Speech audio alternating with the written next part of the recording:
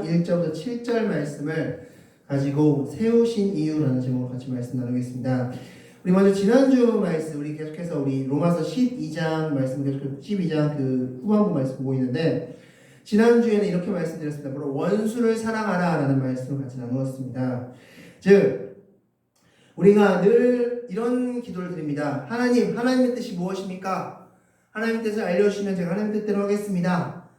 근데 사실 이 기도는 하지 않아도 됩니다. 왜냐하면 성경에 다 나와 있습니다. 지난주에 하나님께서 무슨 말씀하셨습니까? 너희를 박해하는 자, 원수를 사랑하라. 그 사랑하라는 뜻의 의미가 뭐라고 말씀드렸습니까? 계속적 사랑이라고 말씀드렸죠. 계속적 사랑. 끝까지. 즉 하나님께서 너희를 아가페 사랑, 무한한 사랑으로 사랑하셨듯이 너희도 그 사랑으로, 거짓없는 그 사랑으로 너희 원수를 사랑하라. 이게 내 뜻이다 라고 말씀하시는 겁니다. 그러므로 우리는 이제 앞으로 기도할 때 하나님 뜻을 알려주세요가 기도가 아니라 하나님 말씀대로 하게 해주십시오 가 바로 기도가 될 줄 믿습니다. 자, 오늘 말씀 역시 로마서 12장 후반부에 나와 있는 말씀으로서 마찬가지 원리입니다. 로마서 12장 1절과 2절은 제가 말씀드린 대로 뿌리이자 줄기입니다. 그리고 12장 3절 이하부터가 이제 가지입니다. 그래서 12장 1절과 2절을 동감하지 못하고 아멘하지 못하면 12장 3절은 우리에게 무거운 짐이 될 수밖에 없다는 겁니다. 즉 지난주 말씀에서도 하나님의 그 사랑을 알고 내가 구원받았음이 얼마나 큰 건지를 알고 내가 구원받았기 때문에 나는 이제부터 하나님의 뜻대로 살겠습니다라는 결심이 없는 사람에게 너 원수 사랑해 라고 하면 그 말씀은 그 사람에게 무거운 짐이 될 수밖에 없습니다. 그런데 하나님의 사랑을 아는 사람이라면 힘겹지만 그 사랑을 해나가려고 할 것입니다. 정말 힘겨운 발걸음이겠지만 한 걸음 한 걸음 나갈 것입니다. 그와 마찬가지가 바로 오늘 말씀입니다. 즉 오늘 말씀 역시 내가 구원받았음을 알고 그것을 고백하고 그리고 그 구원받았기 때문에 나는 하나님의 뜻대로 살겠습니다 라고 다짐하면 그때 이제 13장으로 나갈 수 있습니다. 오늘 말씀은 바로 권세자에 대한 말씀입니다. 권세자를 우리 그리스도인들은 어떻게 바라봐야 될지에 대한 말씀이 바로 오늘 13장 말씀입니다. 자, 오늘 말씀의 구조는 이렇습니다. 먼저 1절과 2절은 하나님이 세운 권세자에 대해서 말씀하고 있고 3절부터 5절은 그 권세자를 세운 이유에 대해서 말씀하고 있고 6절과 7절은 권세자를 어떻게 우리가 대해야 되는지에 대해서 말씀하고 있습니다. 그래서 1절과 2절은 권세자를 세우신 하나님, 이 3절부터 5절은 가장 핵심입니다. 권세자를 세운 이유, 그리고 6절과 7절은 권세자를 대하는 방식을 말씀하고 있습니다. 그래서 오늘 말씀을 통해서 하나님께서는 왜 권세자를 세우셨고 그리고 우리는 그 권세자들을 어떻게 대해야 되는지에 대해서 같이 말씀을 통해서 보도록 하겠습니다. 지금부터 말씀 같이 보겠습니다. 자, 말씀을 보기에 앞서서 로마서 13장 오늘 1절부터 7절 이 본문은 많은 사람들에게 많은 논란이 되는 말씀 중에 한 말씀입니다. 로마서 전체를 봤을 때 가장 논란이 되는 말씀 중에 한 말씀이 바로 로마서 13장 1절부터 7절입니다. 이 말씀이 이제 권세자 혹은 국가에 대한 말씀인데 이 말씀으로 인해서 두 파로 나뉩니다. 한 파는 이 말씀 특별히 1절, 2절에서 봐봐 권세자들에게 복종하라고 말씀하였어. 그러므로 우리는 권세자에게 무조건 복종해야 돼 라고 주장하는 파가 있고 두 번째 아니 그런 뜻이 아니야 라면서 권세자들에게 복종하지 않아야 돼 라고 주장하는 파가 있습니다. 즉 이 13장 1절부터 7절 이 본문을 가지고 특별히 더 구체적으로 가면 1절과 2절 이 본문들을 가지고 두 파로 나뉘어서 그렇게 싸우는 그런 본문 중에 하나가 바로 13장 말씀입니다. 그래서 로마서 13장 이 본문을 굉장히 잘 해석하고 잘 알아야 되는데 중요한 것은 이 13장 1절부터 7절은 권세자들을 너희가 어떻게 하나 복종하라 복종하지 않으라 이 말씀을 하고 싶어서 쓴 본문이 아니라는 겁니다. 이 본문의 핵심은 바로 3절부터 5절 말씀으로서 권세자를 세운 이유에 대한 말씀입니다. 즉 그것으로 우리 성경은 끝납니다. 사실은 즉 우리는 성경이 말하는 데까지만 가야지 성경이 말하지 않고 그 성경에서 어떤 자신의 생각을 첨가한다든지 어떤 상황을 억지로 그 성경 안에 끼워 넣는다든지 해서 이 성경을 해석하면 안 된다는 것입니다. 그래서 오늘 본문을 잘 들으시고 오늘 성경은 이 정도까지만 말하고 있구나. 그럼 나도 이 정도까지만 하면 되겠구나. 라는 것만 여기서 기억하시면 되겠습니다. 자, 그럼 1절 다 같이 한번 읽겠습니다. 13장 1절 말씀 다 같이 한번 읽겠습니다. 시작! 각 사람은 위에 있는 권세들에게 복종하라. 권세는 하나님께로부터 나지 않음이 없나니 모든 권세는 다 하나님께서 정하신 바라. 아멘. 자, 여기서 각 사람은 이라고 했는데 여기서 사람을 했을 때 이 단어가 푸시케입니다. 푸시케 많이 들어보셨을 겁니다. 바로 영혼을 의미합니다. 즉 지금 로마서 13장은 어떻게 열고 있냐면 너희가 권세자들을 대하는 것이 너희의 영적 상황과도 연결돼 있어 라고 말씀하고 있습니다. 내 영과 그 권세자를 대하는 것, 즉 구원받은 자로서 내 영이 권세자를 대하는 태도가 그 영에 영향을 미친다라고 말씀하고 있습니다. 이건 지금 후반부에 더 자세히 말씀드리겠지만, 그래서 성경에서는 그 영혼에 영향을 미치기 때문에 너희가 권세자들에게 복종하라라고 말씀하고 있는 것입니다. 자, 여기서 우리가 한 가지 짚고 넘어야 될 것은 무엇이냐면 이 권세자들에게 복종하는 것은 자신의 성향이나 자신의 방향성과 아무런 관련이 없다는 겁니다. 즉 권세자들을 복종하는 그 이유는 너희의 영혼과 관련됐기 때문에 너희가 권세자들에게 복종해야 된다 라고 말씀해 주고 있습니다. 즉 내 성향이 이렇기 때문에 내 방향성이 이렇기 때문에 나는 권세자에게 복종하지 않을래 라는 식의 문제가 아니라는 겁니다. 너의 영혼과 관련됐기 때문에 너의 푸시케와 관련됐기 때문에 그 권세자에게 복종해야 된다라고 말씀하고 있습니다. 자, 왜 복종해야 되느냐? 바로 후반부에 나오죠. 권세는 하나님께로부터 나지 않음이 없기 때문에 라고 말씀하고 있습니다. 권세는 하나님께로부터 났기 때문에 어떤 권세, 여기서 물론 13장 1절부터 7절은 국가에 대한 내용을 말씀하고 있지만 사실 13장을 좀 더 확대해서 해석하면 이 권세는 단순히 국가만을 한정 짓는 것이 아니라 우리가 속한 가정, 학교, 회사, 사회 이런 모든 것들을 아우를 수 있는 겁니다. 그 권세자들에게 복종하라. 왜냐하면 그 권세자들은 누가 세우셨기 때문에 하나님이 세우셨기 때문에 복종하라 라고 말씀하고 있고 그 복종해야 되는 것이 그 복종함이 너의 영혼과 관련되기 때문이다 라고 말씀해 주고 있습니다. 이 말씀을 덧붙이는 가장 중요한 가장 핵심적인 본문이라 한다면 요한복음 19장 말씀을 들 수 있을 겁니다. 자, 요한복음 19장 어떤 말씀입니까?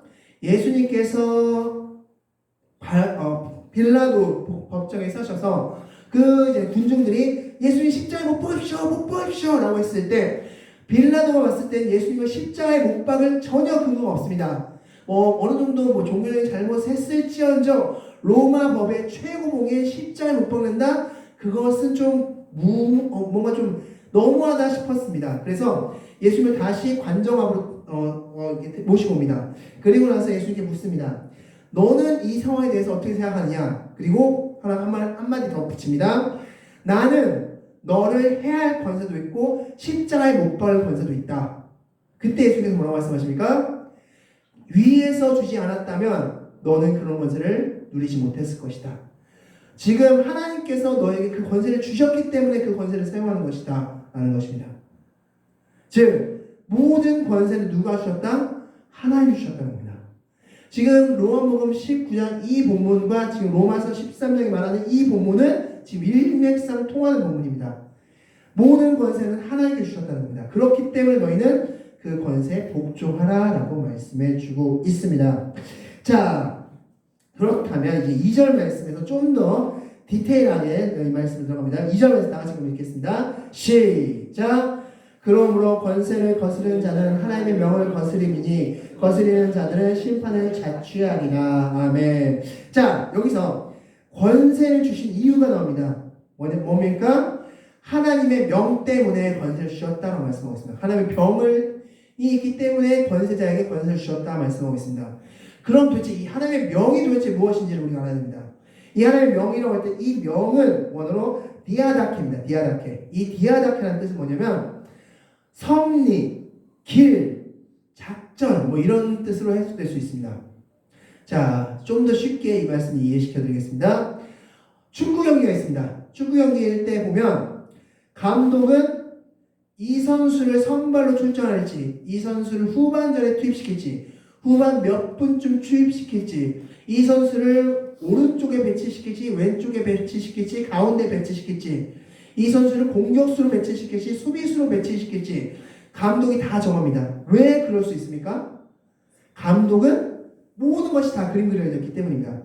이 선수를 가운데 배치시켰을 때 우리는 골을 넣을 수 있고, 이 선수를 오른쪽에 배치시켰을 때 우리 골을 넣을 수 있고, 이 선수를 왼쪽에 배치시키면 상대편의 가장 잘하는 이 선수를 마크할 수 있고, 뭐 이런 모든 계획들이 다 머릿속에 들어가 있기 때문에 감독은 모든 것들을 조정할 수 있고, 선수들은 그 감독의 말에 복종하는 것입니다. 이게 바로 원어로 섭리, 바로 디아다케입니다. 하나님은 어떤 권세자를 세우셨을 때 그 권세자를 어떻게 이끌겠다는 그 계획이 다 세워졌기 때문에 그 권세자를 세우셨다가 그 2절 말씀의 결론입니다. 우리는 이렇게 말씀할 수 있습니다. 하나님 왜 이 권세자를 세우셨습니까? 이 권세자는 이 자리에 맞지 않는 사람인 것 같습니다. 근데 성경 뭐라고 말씀하고 있습니까? 그 권세자를 그렇게 세운 것은 내 계획이기 때문이다. 내 섭리가 있기 때문이다. 내 디아다케가 있기 때문에 내가 그 권세자를 그러기 위해 세웠다라고 말씀하고 있습니다. 자, 그리고 하나님은 더 나가십니다. 자, 그러므로 그 권세자에게 순종하지 않는 것은 하나님의 명, 하나님의 섭리를 거스르는 것이다 말씀하고 있는데, 이 거스른다는 뜻은 원어로 안티다소인데, 이 안티다소는 원어로 중간태 분사형입니다. 무슨 뜻이냐면 중간태라는 것은 매우 적극적으로 한다는 뜻이고, 분사형은 계속 반복적으로 한다는 겁니다. 그러므로 하나님께서 그 권세자를 거기다 세우셨는데 그 권세자에게 순종하지 않는 것은, 그때 순종하지 않는다. 어떻게? 반복적으로, 계속적으로, 적극적인 의지를 가지고 그렇게 하는 것은 하나님께서 뭐라고 말씀하십니까? 심판을 자초하는 것이다 라고 말씀하고 있습니다. 즉 하나님이 세운 권세자에게 순종하지 않는 것은 하나님의 섭리를 거스르는 행동이기 때문에 그것은 심판을 자초하는 것이다 말씀하고 있는 겁니다. 여기서 심판이라고 쓴 원어는 크리마입니다. 크리마. 이 크리마의 뜻은 무엇이냐면 바로 재판장에 세우다라는 것입니다. 쉽게 말하면 이겁니다. 너희가 그렇게 거스르고 있는데 좋다, 내가 한번 너희들 재판장에 한번 세워볼게. 내가 재판관이 돼서 너희의 옳고 그름을 한번 판단해볼게 라고 말씀하신 겁니다. 너가 지금 그렇게 하고 있는데 좋다, 너 한번 재판장에 한번 세워보자. 너의 옳고 그름을 한번 판단해볼게 내가 라고 말씀하신 겁니다. 즉 13장 1절과 2절 말씀에서는 하나님이 권세자를 세우신 이유는 하나님의 섭리를 이루기 위해서입니다. 자, 이와 관련된 말씀, 너무나 유명한 말씀이죠. 출애굽기 9장 16절 말씀 보면 하나님께서 바로를 세우신 이유를 말씀하고 있습니다. 모세에게 뭐라고 말씀하고 있습니까? 내가 바로 지금이라도 당장 온역을 내려서 다 죽일 수도 있다. 그의 가족들까지 다 몰살시킬 수 있다. 그런데 내가 왜 하지 않느냐? 그 바로를 통해서 이 세상에 내 이름을, 내 영광을 전파하기 위해서 내가 바로를 세웠다고 말씀하고 있습니다. 그래서 나는 지금 바로가 10가지 재앙을 버티면서 끝끝내 이스라엘 백성들을 놓지 않고 있는 이 악행을 저지르고 있을 때도 내가 이 바로를 폐위시키지 않고 끝까지 세우고 있는 이유는 이 바로를 통해서 내 영광을 드러내기 위해서다. 그래서 실제로 이스라엘 백성들이 가나안에 들어갔을 때, 그 가나안에 입성했을 때 하나님은 이스라엘 백성들의 그 출애굽 사건의 소문을 가나안을 통해서 듣게 하시고, 그럼으로써 가나안 입성을 손쉽게 이끄셨음을 볼 수 있고, 그리고 이 출애굽 사건은 어디까지 연결되냐면 바로 요한계시록까지 연결됩니다. 그 모든 섭리를 하나님은 마치 축구 감독이 10번 선수를 전반전에 투입시킬지, 후반전에 투입시킬지, 오른쪽으로 배치시킬지, 왼쪽으로 배치시킬지, 그것들을 감독의 머릿속에서 다 아는 것처럼 하나님은 창세기부터 요한계시록의 그 모든 역사를 다 두루 기억하고 계셔서, 아, 이때쯤에 내가 바로를 투입시켜야겠다가 된 겁니다. 그래서 바로를 거기다 투입시켰고 10가지 재앙을 내리셨고 이 10가지 재앙은 마지막 말세 때 요한계시록과 연결되는 것입니다. 그래서 너희들 뭐하라? 순종하라 라고 말씀하십니다. 자, 그런데 사실 이 섭리를 우리가 알기 어렵기 때문에 우리는 많은 실수 가운데 빠지고 있음을 볼 수 있습니다. 우리 본문 말씀 잠깐 보도록 하겠습니다. 출애굽기 5장 23절 말씀 우리 다 같이 한번 읽겠습니다. 시작. 내가 바로에게 들어가서 주의 이름으로 말한 후로부터 그가 이 백성을 더 학대하며 주께서도 주의 백성을 구원하지 아니하시나이다. 아멘. 자, 모세가 바로에게 우리 백성을 출애굽하게 해주십시오 라고 하고 백성들에게 가서도 하나님이 당신의 고통을 들으셨습니다. 이제 곧 하나님께서 도와주실 겁니다 라고 했을 때 바로가 그래? 너희들 자꾸 내를 빠져나려고 해? 그럼 더 모진 고통을 내려주겠어 하면서 더 집을 주지 않고 계속해서 성벽을 쌓게끔 만들었습니다. 그때 그 이스라엘 백성들이 이제 바로 모세에게 따집니다. 왜 우리에게 이런 쓸데없는 이야기를 해서 왜 바로에게 이런 쓸데없는 이야기를 해서 우리 고통을 더하게 만드냐? 라고 했을 때 모세 또한 하나님을 원망했음을 볼 수 있습니다. 뭐라고 말씀하고 있습니까? 자, 이스라엘 백성들이 나에게 원망하는 것까지 이해할 수 있습니다. 그런데 주님은 왜 이 상황에서 가만히 계십니까? 라면서 하나님을 원망하는 모세의 모습을 볼 수 있습니다. 이것처럼 우리가 어떤 하나님의 큰 섭리를 이해하지 못한다면 지금 모세의 이 상황처럼 큰 섭리를 이해하지 못한다면 우리는 원망 불평 가운데 있을 수 있지만 우리가 종말론적 관점에서 큰 섭리를 이해한다면 우리는 13장 1절과 2절 말씀인 순종하라 라는 이 말씀, 복종하라는 이 말씀을 순종할 수 있음을 기억하시기 바라겠습니다. 자, 그러면 이제부터가 이제 본론인데 자, 하나님께서는 하나님의 명이 있다고 말씀하셨습니다. 권세자들에겐 하나님의 명이 있기 때문에 세우셨다고 말씀하셨는데 자, 이제 성경은 매우 친절하게 그 명이 무엇인지를 3절부터 5절까지 말씀해주고 있습니다. 그것도 3절과 4절은 반복해서 설명해주고 있습니다. 그래서 성경은 결코 어려운 책이 아닙니다. 성경은 그 다음에 계속해서 어려울까봐 계속해서 우리에게 설명해주는 책이 바로 성경책입니다. 하나님의 명이 도대체 뭡니까? 라고 했을 때 3절부터 5절 말씀에서 말씀해주고 있는데 자, 권세자들이 이루어야 될 하나님의 명은 무엇인지 우리 3절 말씀 나같이 읽겠습니다. 시작.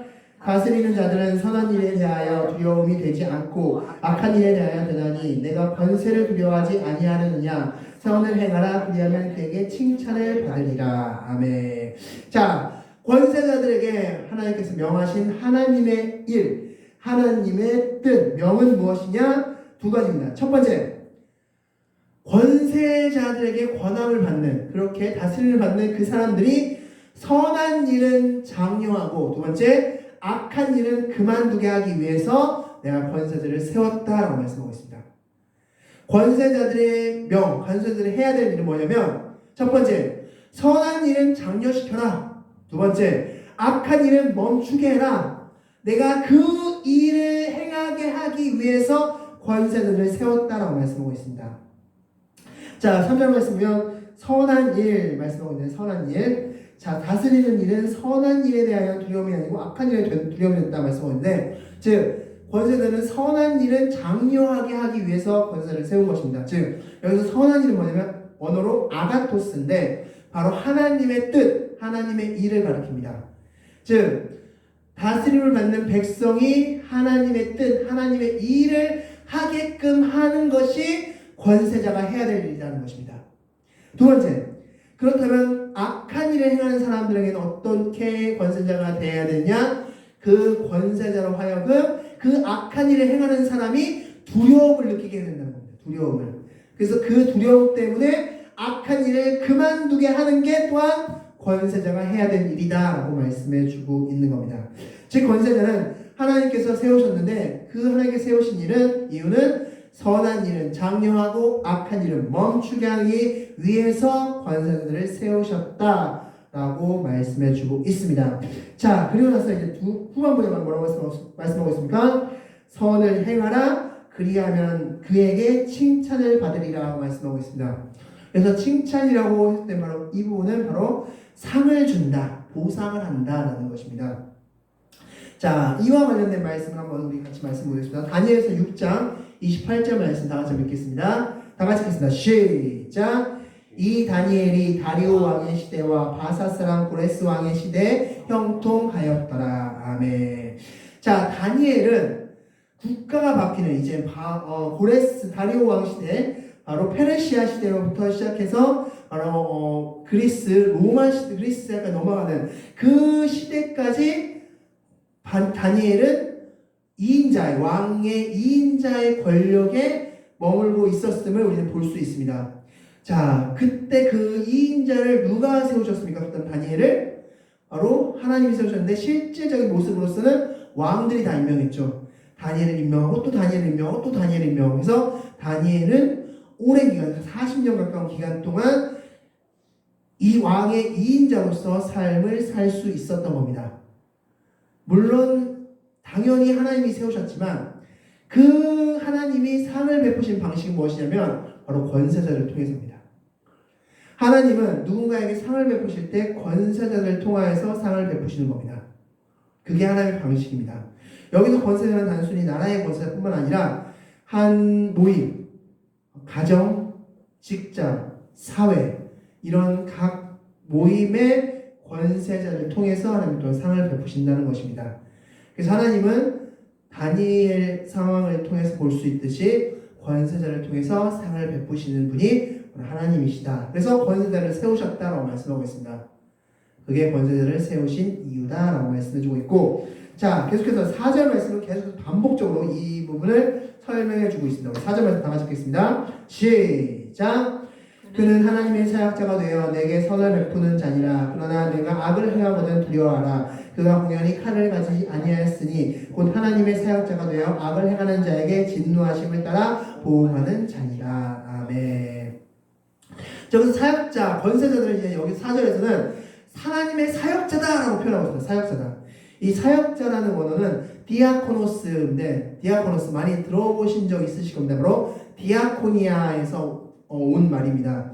이 디아코니아 어디 많이 들어보셨죠? 바로 섬기는 자 혹은 종 이런 뜻을 가지고 있습니다. 즉 디아코노스도 마찬가지입니다. 즉 하나님의 사역자라는 뜻은 하나님의 종이다라는 뜻을 가지고 있습니다.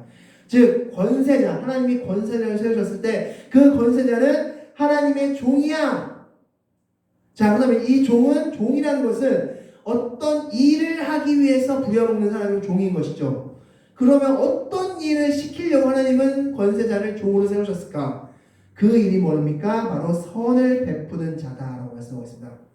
여기서 선을 베푸는 자다, 아까 말씀드렸죠? 바로 아가토스, 바로 하나님의 일을 행하는 자. 여기서 하나님 이름 무엇입니까? 앞서 말씀드렸죠? 하나님의 명과 동일한 의미입니다. 선을 행하게 하고 악을 제거하는 일, 그것을 하게끔 하기 위해서 나는 너를 내 종으로 세웠다라고 말씀하는 겁니다.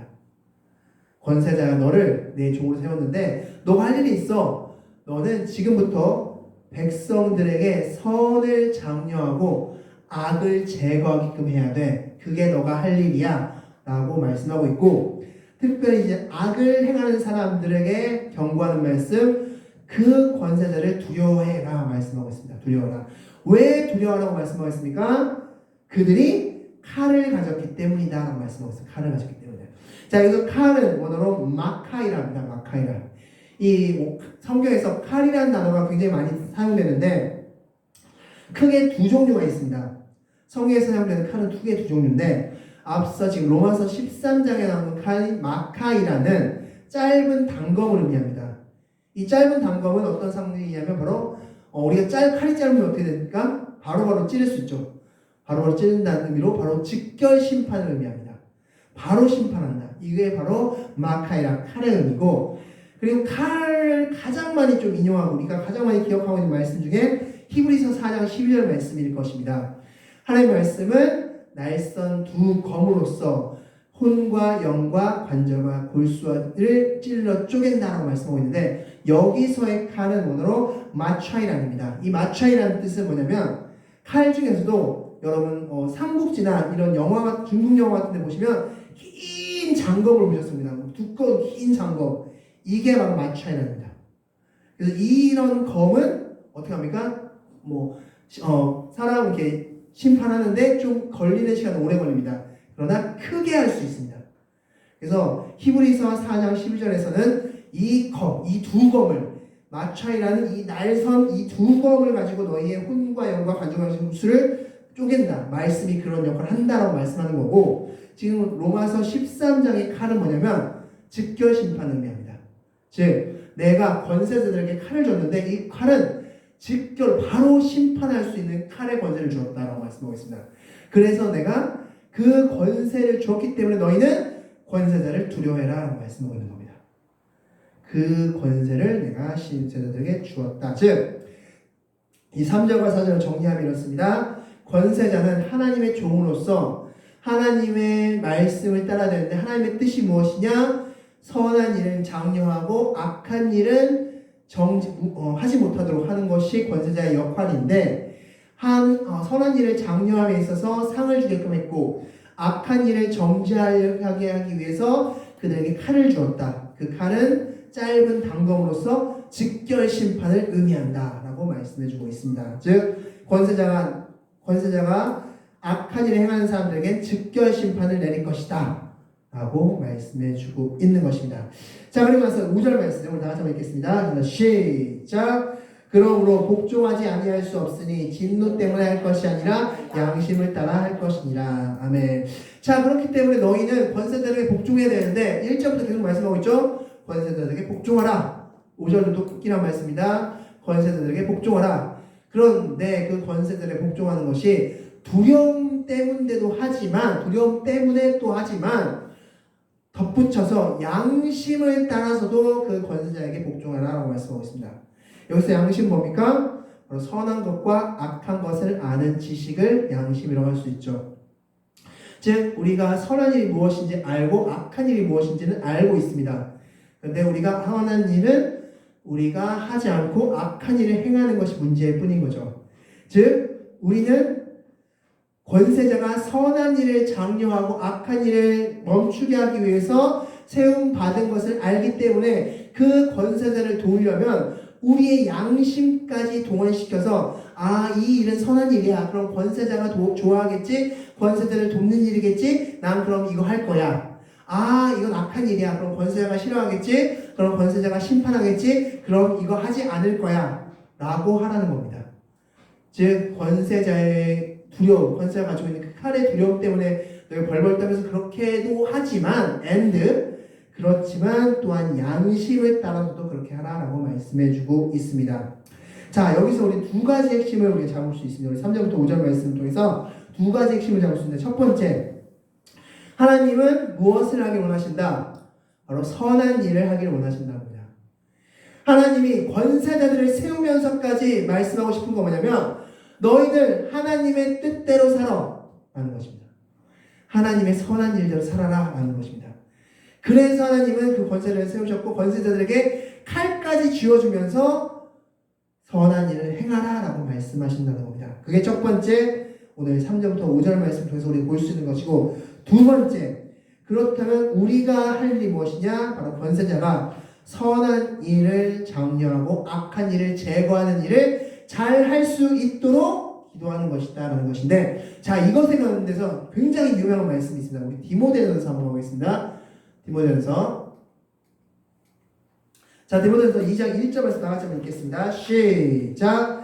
그러므로 내가 첫째로 권하노니 모든 사람을 위하여 간구와 기도와 도구와 감사를 하되. 아멘.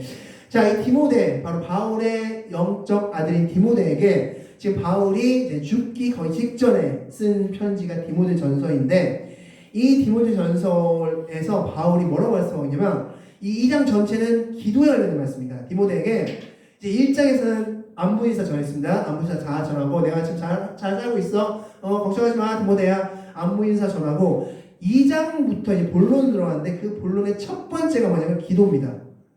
디모데야 기도해 라는 건데, 그 중에서도 자 말씀드리겠습니다. 첫째로 권하노니라고 했습니다. 이 원어를 보면 가장 우선적으로 내가 할 일이 있다라는 겁니다. 가장 우선적으로 뭐냐면 모든 사람을 위해서 간구와 기도와 도구, 즉 여기서 간구와 기도 도구는 같은 의미입니다. 즉 다른 사람을 위한 기도를 드려라 라는 것입니다. 다른 타인을 위한 기도를 드려라 라고 말씀하면서, 자 2절 말씀 이제 말씀 보겠습니다. 다 같이 합니다. 시작. 임금들과 높은 지위에 있는 모든 사람을 위하여 하라. 이는 우리가 모든 경건과 단정함으로 고요하고 평안한 생활을 하려 함이라. 아멘. 자, 누구를 위해서, 다른 사람을 위해서 기도하는데 그 중에서도 다른 사람, 수많은 다른 사람 중에서도 누가 맨 첫 번째다? 임금들과 높은 지위에 있는 사람들. 쉽게 말해서 오늘 본문을 따져보면 권세자들을 위해서 가장 먼저 기도하라라고 말씀하고 있습니다. 가장 먼저 기도하라. 이유는 우리가 모든 경건과 단정함으로 고요하고 평안한 생활을 하기 위해서. 여기서 평안한 생활, 이 말은 뜻은 뭐냐면 바로 하나님께서 보호하신, 하나님의 우리가 신앙생활하는 그 신앙생활을 영위하는데 보호함을 받는 그런 삶을 누리기 위해서 너희는 권세자들에게 기도하라고 말씀하고 있습니다. 즉 우리가 하나님을 섬기고 하나님을 믿고 하나님을 찬양하고 이런 삶을 잘 영위하기 위해서 우리는 권세자들을 위해서 기도해야 된다라고 말씀해 주고 있는 겁니다. 이 부분은 이제 6절과 7절 말씀에서 연결된 말씀입니다. 우리 6절과 7절 말씀 보겠는데, 이 말씀 이제 우리가 그렇다면 이제 권세자들을 왜 세우셨는지까지 알았습니다. 그러면 우리가 권세자들을 위해서 무슨 일을 할 수 있을까요? 라고 질문한다면 6절, 7절에 답이 있습니다. 우리 6절 말씀 다 같이 읽겠습니다. 시작! 너희가 조세를 바치는 것도 이로 말미암이라. 그들이 하나님의 일꾼이 되어 바로 이 일에 항상 힘쓰느니라. 아멘. 자, 여기서 뭐라고 말씀하고 있습니까? 조세, 즉 세금을 바쳐라 라고 말씀하고 있습니다. 너희가 권세자를 위한다면 너희가 세금을 잘 바쳐라 라고 말씀하고 있는 것입니다. 자, 그리고 6절 말씀 보면 성경적 말씀 보시면 합니다. 너희가 조세를 바치는 것도 이로 말미암이라. 그리고 그 다음에 그들이라고 말씀하고 있는데, 우리 한글 성경에서는 이 사이에 원래 원어로 갈이라는 것이 쓰여 있습니다. 원어 성경 보면 이 갈이라는 뜻은 왜냐하면 이라는 뜻입니다. 왜냐하면. 그래서 이 왜냐하면 붙여 읽으면 이렇습니다. 너희가 조세를 바치는 것도 이로 말미암이라. 왜냐하면 그들이 하나님의 일꾼이 되어 바로 이 일에 항상 힘쓰는 때문이다 라고 말씀합니다. 그런데 이 하나님의 일꾼이 되어 바로 이 일에 항상 힘쓴다는 것도 좀 더 이제 정확하게 원어에 맞춰서 말씀드리면 이렇습니다. 이 말씀입니다. 즉 그들이 하나님 안에 우리를 머물게 하기 때문이다 라고 말씀하고 있습니다. 즉 다시 6절 말씀 다시 읽어보면 이렇습니다. 너희가 조세를 바치는 것도 이로 말미암인데 왜냐하면 그들이 하나님 안에 우리를 머물게 해주기 때문이다 라고 말씀하고 있습니다.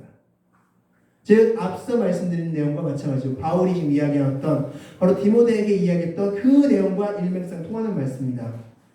즉 우리가 권세자들에게 세금을 바쳐서 그 권세자가 선을 장려하고 악을 제거하는 일에 그 세금을 잘 사용하면, 그러면 하나님이 우리를 지키시는 그 바운더리를 안에 우리가 있음에 있어서 그것이 세금을 바치는 것이 큰 도움이 된다라고 말씀하고 있는 겁니다.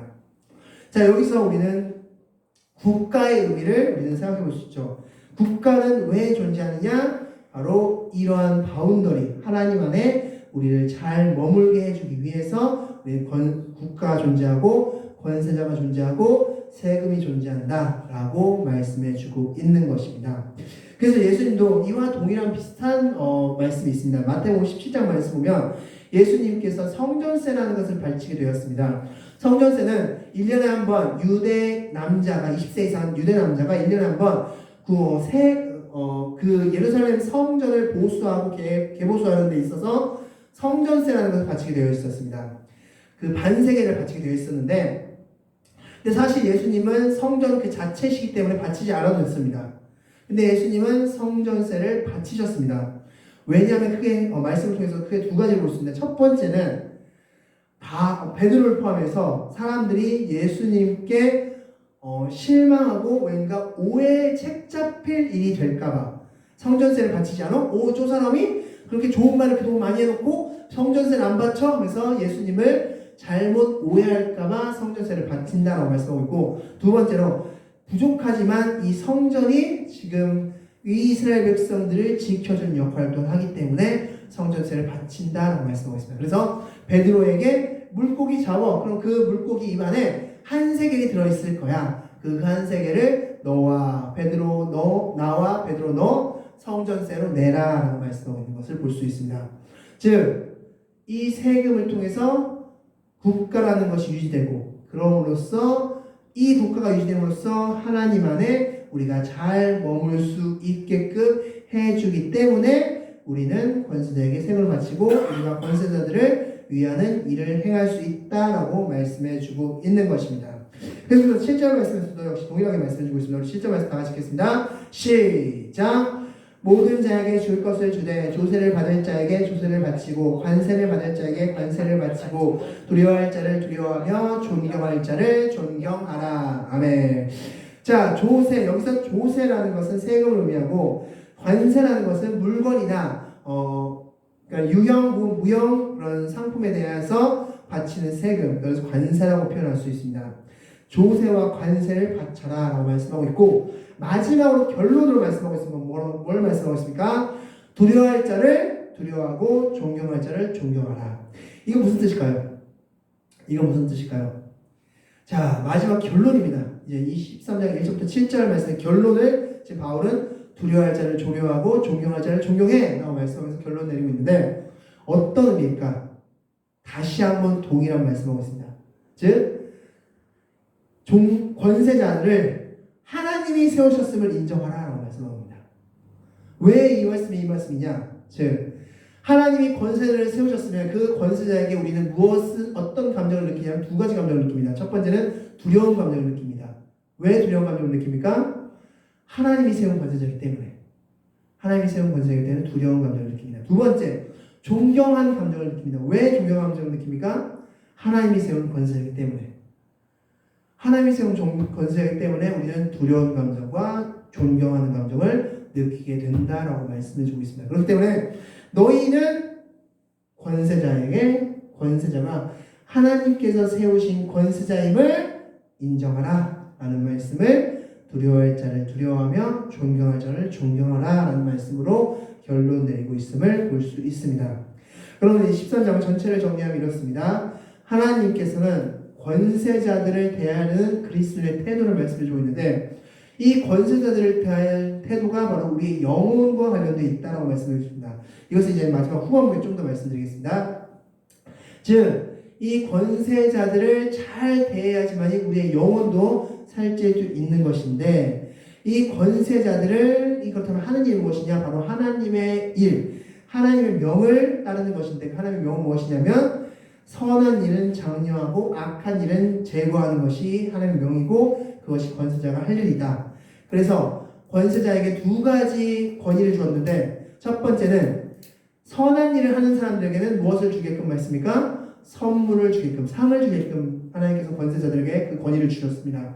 권세자들에게 상 줘라. 너희들 선을 행하는 그 사람들에게 상 베풀어. 그 권세 줄게 라고 하셨습니다. 두 번째, 악을 행하는 사람들에게 어떻게 하셨습니까? 무엇을 주어졌습니까? 칼을 주어졌습니다. 그래서 심판해 라고 하셨습니다. 그래서 이 권세자들을 우리는 하나님이 세운 권세자들을 인정하고 그 권세에 따라야 되는데, 그것은 두려움 때문이기도 하지만 양심에 맡겨서 너희가 권세를 잘 따라야 된다.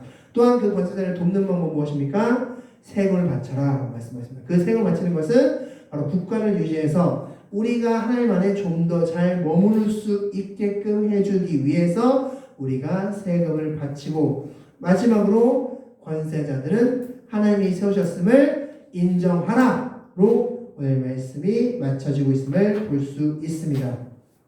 그럼 이제 말씀을 정리하면서 우리 한 가지 예를 같이 보도록 말씀을 드리도록 하겠습니다.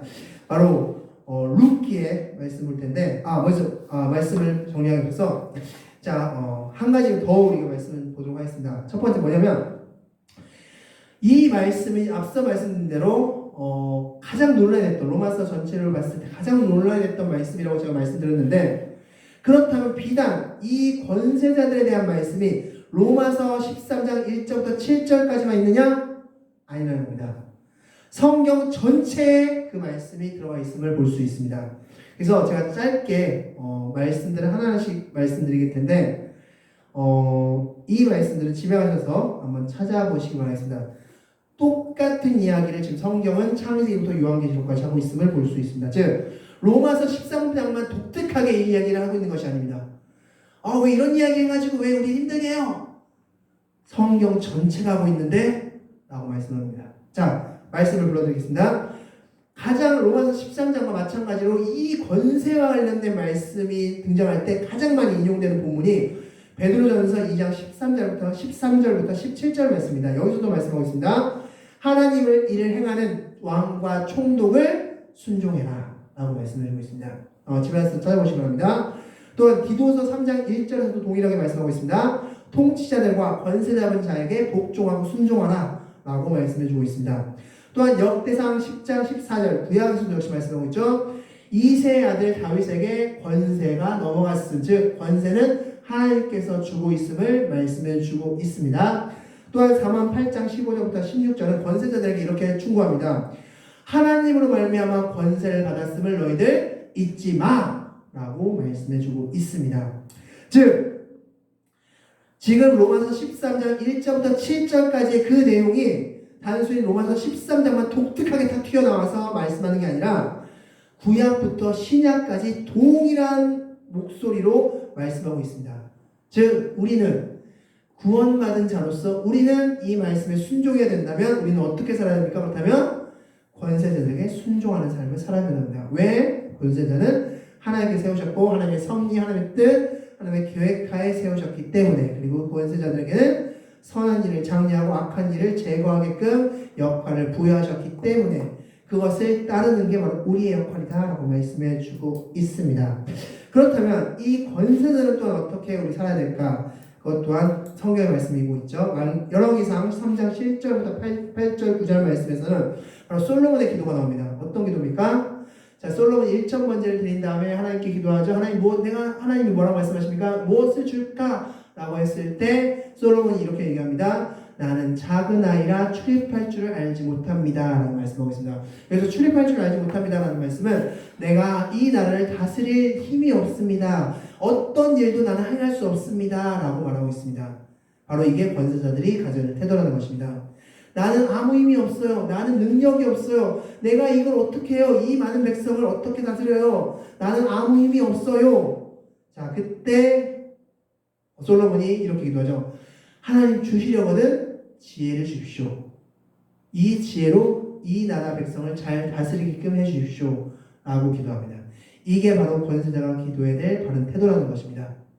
그리고 우리는 이렇게 기도하도록, 이런 마음을 갖도록 권세자들을 위해서 앞서 말씀드렸죠. 디모데전서 2장에서 가장 먼저 기도해야 될 줄 믿습니다. 말씀 정리하겠습니다. 권세자들은 바로 우리의 영과 연관되어 있습니다. 그걸 가장 드러내주는 본문이 롯입니다. 롯이라는 인물인데 바로 소돔과 고모라에 살았던 롯. 이 소돔과 고모라에 롯이 살면서 두 가지를 크게 잃어버렸습니다. 첫 번째는 롯은 기도를 잃어버렸습니다. 그래서 소돔과 고모라를 멸망시켰습니다. 두 번째, 성경 말씀 보면 롯의 영혼이 심히 상하였다라고 말씀하고 있습니다. 즉 그는 영혼을 잃어버렸습니다. 즉 우리가 권세자를 위해서 기도하지 않고 그 권세자가 하나님이 시키신 명, 선함을 장려하고 악함을 제거하라는 그 명을 잘 행하지 못하면 그것은 누구에게 피해가 간다? 우리에게 피해가 간다. 우리의 영혼이 상하게 된다라는 것입니다. 그때 롯은 무엇을 했었어야 되느냐? 기도를 했었어야 되는데 기도를 하지 않았기 때문에 결국 소돔과 고모라는 멸망당했다. 그래서 앞서 말씀드린 대로 바울은 영적인 아들 디모데에게 가장 먼저 너희가 해야 될 기도는 권세자들을 위한 기도이다 라고 말씀해 주고 있음을 기억하시기 바라겠습니다. 그래서 오늘 말씀을 통해서 로마서 13장 1절부터 7절 이 말씀을 통해서 우리는 권세자들을 위해서 기도해야 되고 권세자는 이렇게 해야 되겠구나 라고, 그리고 권세자들을 위해서 이런 기도를 드려야겠구나 라고 기억하시면서 기도하시는 그런 여러분들이 되시기 바라겠습니다. 기도하시겠습니다. 다 같이 하나님께 기도하겠습니다.